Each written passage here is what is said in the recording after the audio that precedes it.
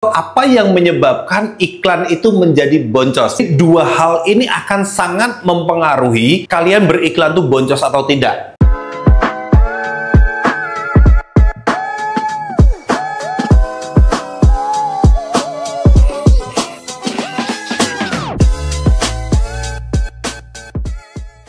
Oke, selamat siang teman-teman semuanya. Selamat datang di channel Daddy Lim. Kali ini saya mau ngajak teman-teman membahas tentang beriklan di Shopee ataupun Lazada. Sebetulnya sama aja ya. Jadi, ada beberapa pertanyaan dari teman-teman semuanya yang menyebut bahwa kalau saya beriklan, itu kok sering kali boncos. Berarti setting iklannya salah, kata kuncinya salah, dan lain sebagainya. Kali ini saya akan ajak teman-teman semuanya membahas mengapa atau apa yang menyebabkan iklan itu menjadi boncos. Jadi ada dua hal. Sebelum saya lanjut, saya ingin menginformasikan juga kepada teman-teman. Saat ini saya bersama dengan Johannes Lee dan juga Rika Yeo sedang ada kerjasama dengan Lazada, yaitu inkubasi seller-seller baru ya. Jadi kalau teman-teman saat ini belum berjualan di Lazada atau pernah berjualan di Lazada dan saat ini ingin kembali berjualan di Lazada, kalian bisa mengikuti program ini di mana di periode bulan November ini adalah periode pendaftaran, dan di bulan Desember nanti kita akan mulai start programnya di mana teman-teman semua yang terdaftar dan kemudian terpilih itu bisa mengikuti program inkubasi ya, pelatihan selama 3 bulan dibimbing langsung oleh mentor gratis, dan bahkan kalian kalau hasilnya bagus berpeluang untuk bisa mendapatkan pendanaan lah ya, pendanaan up to 85 juta rupiah. Menarik kan? Nah, buat kalian yang mungkin belum berjualan, silahkan buka toko lalu join, atau yang sudah pernah berjualan silahkan kembangkan lagi, aktifkan kembali tokonya dan kemudian join di program ini. Caranya gimana? Kalian langsung daftar aja dengan link yang ada di bawah ini atau di deskripsi nanti ya. Tinggal klik, lalu pilih mentor yang tersedia. Ada saya, Johannes Lee, dan Rika Yeo. Kalian bisa pilih. Kalau ingin dimentori sama saya, pilih link Daddy Lim ya. Oke, kembali ke sini. Jadi, ada beberapa pertanyaan dari teman-teman itu adalah, kok saya beriklan itu kok boncos terus ya?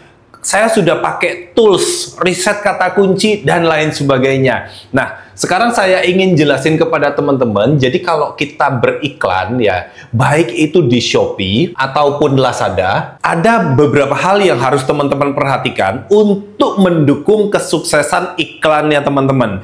Jadi dua hal ini akan sangat mempengaruhi kalian beriklan tuh boncos atau tidak. Jadi kalau ini saya bagi, itu hasilnya seperti ini teman-teman. Yang pertama, itu adalah yang mempengaruhi itu adalah produknya ya. Dan yang kedua adalah setting iklannya. Selama ini kalau saya memperhatikan teman-teman semuanya dalam komentar-komentar di sosial media ataupun di grup-grup WA, selalu fokusnya kepada satu hal ini saja. Fokusnya selalu kepada setting iklan. Lalu bagaimana teknik beriklan, bagaimana bidding, pencarian, kata kuncinya, dan lain sebagainya. Bener nggak ngaku ya? Pasti di sini kalian akan fokus kepada riset-riset segala macam atau kata kunci, dan bahkan kalian akan beli tools untuk mencari kata kunci yang paling keren, paling hebat, paling jos gitu ya. Tapi kalian melupakan satu hal, yaitu produk. Di produk ini biasanya inilah yang paling mempengaruhi dari kesuksesan iklan kita. Jadi nanti kalau kalian udah berjalan, kalian baru tahu iklan saya atau produk saya itu sukses tidaknya tuh dipengaruhi oleh produk atau dipengaruhi oleh settingan iklan. Nah, sekarang saya jelasin dulu. Yang pertama, apa sih yang dipengaruhi oleh produk? Jadi bisa jadi saat kalian beriklan, iklan itu sedotnya kenceng banget ya. Bagus, trafficnya oke, rame, banyak yang klik, tapi kok boncos. Nah, biasanya kalau udah terjadi seperti itu ya, kliknya tinggi tapi minim penjualan. Nah, kalau seperti ini yang terjadi, ada dua kemungkinan. Kemungkinan pertama, memang produknya jelek. Jadi kalian mengiklankan produk itu memang tidak melihat dari histori dari produk, apakah produk yang kita iklankan ini memang diterima pasar atau tidak. Contoh misalnya, produk kita tuh baju. Contoh baju seperti ini, harga berapa? 200.000. Ternyata produk kita nilai konversinya 0,2%. Pantes. Begitu kalian iklankan, saya jamin boncos. Ya kan? Tapi kalau misalnya produk kalian ini secara histori jualan baju harga 200.000, konversinya bagus nih, 5%. Sorry, display kita terganggu sedikit.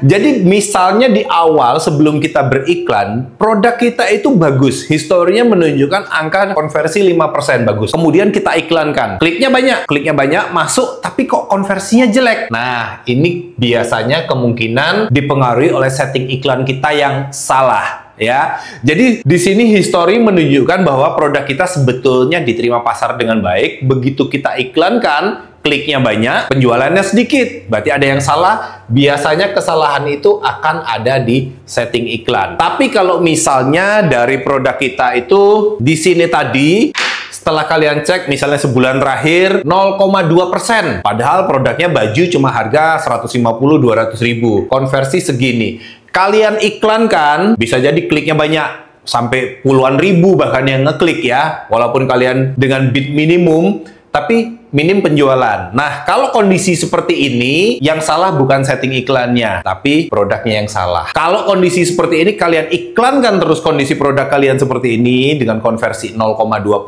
kalian iklankan, kalian hajar, maka yang akan terjadi, kalian boncos. Jadi gimana kalau kita ingin sukses beriklan? Kalau kita ingin sukses beriklan, maka kita harus mengiklankan produk-produk yang memang layak untuk diiklankan. Ya, layak untuk diiklankan itu di mana? Tidaknya kita bisa cek nilai konversi di angka berapa persen. Berapa sih konversi yang ideal? Konversi ideal itu dipengaruhi beberapa faktor. Yang pertama tentu margin harga jual kita, ya. Lalu juga margin harga jual, keuntungan, maksudnya keuntungan yang kita ambil. Lalu harga jualnya. Tentu kalau produk dengan harga misalnya 1 juta, konversinya nggak bisa kita bandingkan dengan produk harga 50.000. Kalau produk 50.000 konversi mungkin bisa 7%. Produk 1 juta bisa dapat 1% aja udah luar biasa, gitu kan. Jadi kita nggak bisa ambil patokan seperti ini. Tapi misalnya tadi saya kasih contoh baju harga 150.000, meja seperti ini, idealnya konversi paling nggak ada di angka 2-5%. Oke, kalau berada di bawah ini asal nggak jauh banget masih cukup oke. Terus kalau dari ini saya hapus ya. Dari perhitungan-perhitungan ya, berapa sih produk yang bisa kita jual yang kalau kita iklankan itu oke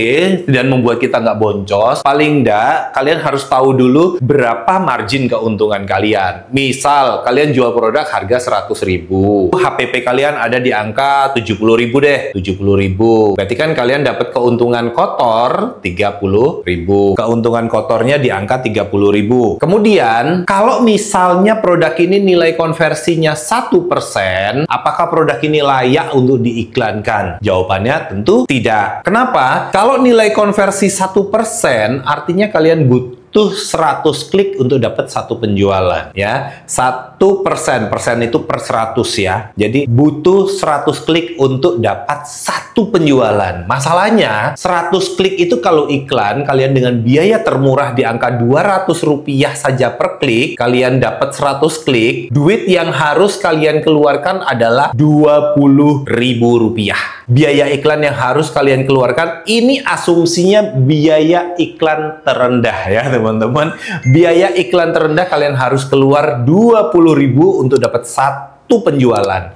Masalahnya untuk dapat 1 penjualan kalian hanya dapat untung 30.000 aja. Pasti kalian boncos. Kalau kalian misalnya menemukan produk di toko kalian seperti ini, kalian yang tahu kan berapa modalnya, berapa harga jualnya, keuntungannya berapa, konversinya berapa ya. Di sini saya mungkin tidak jelaskan detail banget pada teman-teman, tapi kalau teman-teman ingin belajar perhitungan-perhitungan detail seperti ini, kalian bisa join di membership saya ya. Ada video-video saya yang menjelaskan detail perhitungan-perhitungan seperti ini supaya kalian nggak salah. Dan dalam memilih produk seperti ini ya, dalam memilih produk untuk dijual seperti ini, kalian sudah tahu. Jadi nggak asal tembak aja iklan yang mana. Nah, kalau dalam memilih produknya kita udah tepat, baru kita mikirin setting iklannya. Di setting iklan ini kita baru mikirin keyword ya. Keywordnya apa? Lalu kita mikirin lagi biddingnya, mau pakai bid berapa. Lalu tipe pencariannya, mau pakai tipe pencarian luas atau dan lain sebagainya. Nah, ini semua yang ada di setting iklan, ini bisa kita abaikan. Kalau misalnya teman-teman menggunakan GMV Max ya. Kalau kalian penggunaan GMV Max, kalian nggak usah mikirin keyword, nggak usah mikirin bidding, nggak usah mikirin tipe pencarian. Yang penting kalian aktifkan, kasih budget, beres. Yang paling penting adalah memilih produk untuk dijual. Gitu ya teman-teman. Jadi kalau kalian ingin sukses beriklan di Shopee ataupun di Lazada, kalau di Lazada mungkin bukan JMP Max tapi promosi Max ya. Ada juga, mungkin teman-teman belum dapat, namanya promosi Max. Jadi kalau kalian ingin sukses, yang kunci utamanya tuh justru di sini. Produk yang akan kita iklankan, bukan settingan iklannya. Kalau di sininya bagus, kalau di produk yang kita iklankan bagus, settingan iklannya mungkin agak sedikit salah, atau bahkan kalian paling simpelnya gunakan otomatis saja atau JMP Max, biasanya hasilnya juga akan mengikuti bagus. Gitu teman-teman, semoga bermanfaat. Jadi kalau misalnya kalian suka dengan video saya semacam ini, kalian bisa kasih komentar, kalian bisa juga follow, subscribe, komen, share juga video ini kepada teman-teman yang lain supaya banyak dari teman-teman kita UMKM semakin tumbuh, semakin banyak belajar, lalu semakin berkembang. Jangan lupa follow juga Instagram saya di lim_daddy di sini ya. Kalian bisa follow dan juga kalian ikuti terus karena saya paling sering update di Instagram. Jadi jangan sampai ketinggalan update-update berita, mungkin ada kelas-kelas online ataupun roadshow di tahun 2025 nanti. Saya akan siap roadshow lagi keliling seluruh Indonesia. Siap, gitu teman-teman. Terima kasih dan salam cuan.